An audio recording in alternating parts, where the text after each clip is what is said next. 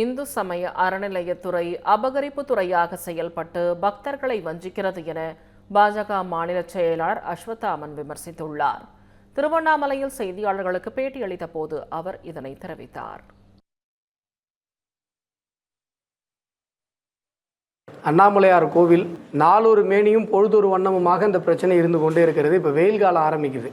தினசரி ஆயிரக்கணக்கான விசேஷ நாட்களில் லட்சக்கணக்கான பக்தர்கள் நம்முடைய அண்ணாமலையாரை பார்ப்பதற்கு வருகிறார்கள். அவர்கள் வருவதற்கு பக்தர்களுக்கு எந்த விதமான வசதியும் செய்து கொடுக்கல. ஆனால் இங்கே நம்ம அண்ணாமலையாரை பார்க்குறதுக்கு 8 மணி நேரம் 9 மணி நேரம் வரிசையில் காவ காக்க வேண்டியிருக்கு. எதுக்காக அப்படின்னு சொன்னால், அறநிலையத்துறை வருகிற பக்தர்களிடம் காசு பிடுங்குவதற்காகத்தான் 8 மணி நேரம் 9 மணி நேரம் அந்த கம்பிகளுக்குள்ளாக நிற்க வைக்கப்படுகிறார். அமைச்சர் சேகர் பாபு அவர்கள் இதற்கு உடனடியாக நடவடிக்கை எடுக்க வேண்டும் என்று நாம் பல முறை சொல்லியும் கூட மக்கள் மீது அக்கறை இல்லாத திராவிட மாடல் அரசு இதை செவி சாய்ப்பது இல்லை.